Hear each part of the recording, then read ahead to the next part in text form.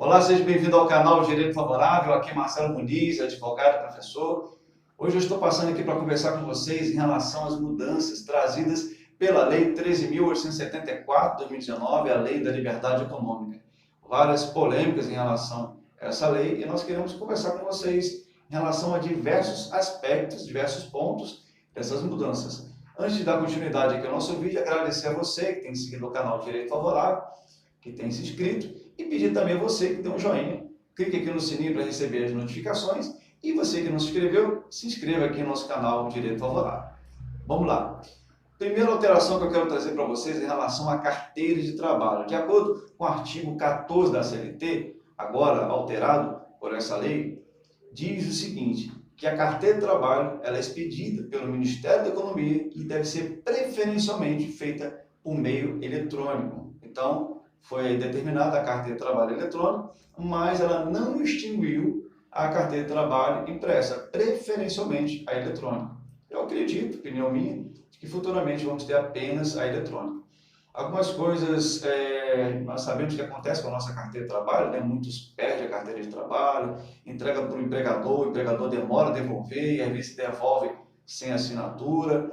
Então, a partir de agora, o artigo 29 da CLT, que fala desse registro, ele diz que o empregador ele tem um prazo de 5 dias úteis, a partir da admissão desse empregado, a fazer o registro dessa carteira eletrônica. E o parágrafo 8º do artigo 29 diz que o empregado, a partir desse registro, dessas informações, tem um prazo de 48 horas para ter acesso a essas informações, tá certo? Então, passou aí agora a ter a carteira de trabalho eletrônica, preferencialmente, então por enquanto ainda é mantida, é a opinião minha, que talvez isso não continue durante muito tempo, mas no momento a carteira eletrônica e a impressa continua ainda em vigor, mas será realizada a partir de agora, quem for admitido, quem for tirar a carteira nova, principalmente, né, quem for ter a sua primeira carteira, vai ter a carteira eletrônica, beleza?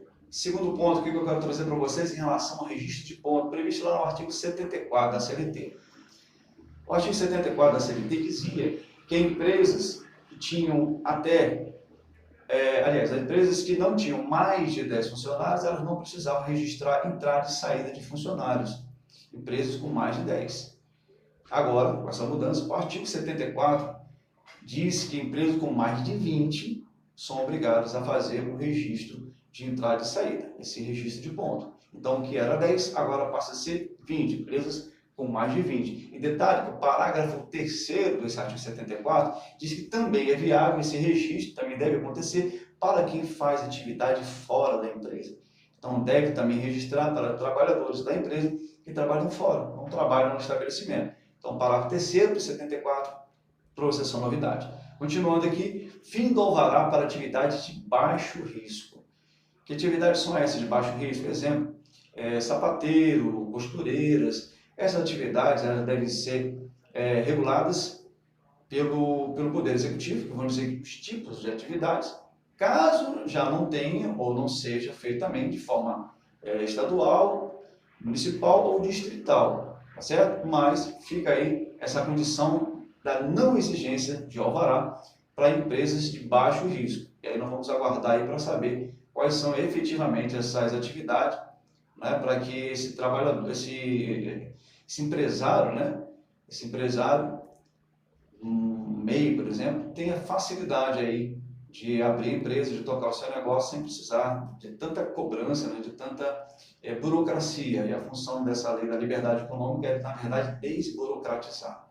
Vamos aqui a outro ponto. Substituição do E-Social. O E-Social será substituído por um outro sistema que vai abranger a Previdência e o trabalho, né, na área previdenciária e trabalhista, mas essa plataforma ainda não foi lançada, tá certo? Outro ponto, abuso regulatório.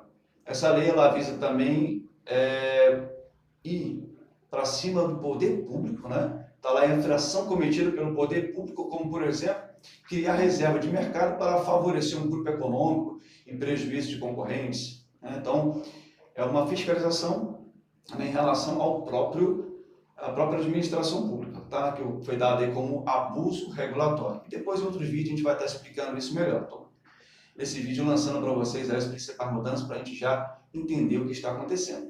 Outro assunto muito importante é a desconsideração da personalidade jurídica. Essa desconsideração é um mecanismo que foi criado para que quando a empresa não arque com as suas obrigações, por exemplo, a empresa está devendo e aí o credor vai para cima dessa empresa para que ela realize o pagamento. Ela não realizando o pagamento, esse mecanismo ele permite com que os sócios dessa empresa passem a ser os responsáveis e passem então a honrar com esse pagamento que a empresa não honrou. Então, detalhe muito importante, está lá no artigo 49A do Código Civil, que muda essa condição, que fala que essa situação de desconsideração é de desvio de finalidade e confusão patrimonial. Um assunto muito delicado, importante. Depois nós vamos estar trazendo outros vídeos explicando com mais detalhes. É um assunto polêmico, né? Porque o normal é nós processarmos uma empresa, por exemplo, em processo trabalhista, processa a empresa, e aí de repente a empresa não paga a sentença, na parte de execução não honra com o pagamento, e o advogado automaticamente ele vai pedir a desconsideração da personalidade jurídica, né? Assim que deve fazer, e a partir disso os sócios, né, pagam a CLT, diz que primeiro a empresa, depois os sócios atuais e depois o sócio retirante. E aí fica nessa condição agora, né? Falando dessa confusão, né? O que é patrimônio do sócio, o que é patrimônio da empresa, como é que vai ser isso no nosso dia a dia? Cenas no próximo capítulo. Outro assunto são negócios jurídicos. Está lá no artigo 113, parágrafo 1º do Código Civil, e essa alteração ela dá liberdade às partes se negociarem, tá? Pactuarem a interpretação do acordo deles, mesmo que diferente de leis. É um assunto também que nós devemos discutir futuramente, né? Essa liberdade que está sendo dada a partir do artigo 113, parágrafo 1º do Código Civil.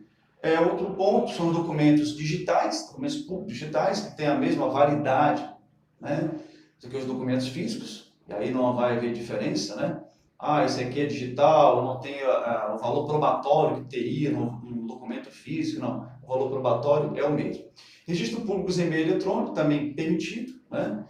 No caso, os cartórios poderão fazer escrituras, né, tanto os publicados e conservados, né, aliás, os documentos poderão ser publicados e conservados em meio eletrônico, diferente do meio físico, não precisará do meio físico, e terá também toda a autonomia e veracidade e legalidade desse documento. E, por fim, trazer para vocês aqui a criação também do Comitê de Súmulas Tributárias, que é a criação da lei, em que cria um comitê por integrante de Conselho Administrativo de Recursos Fiscais.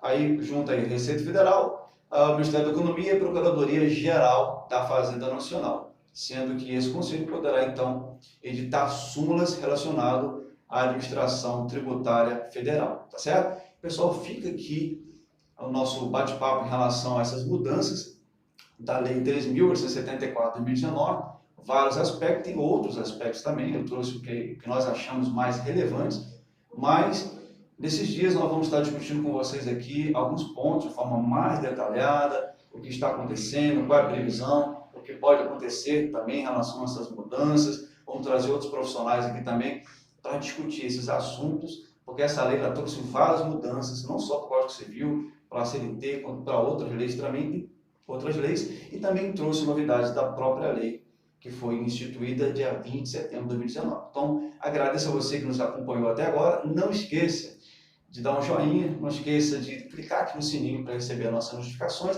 e não esqueça de se inscrever aqui no canal Direito Favorável. Forte abraço!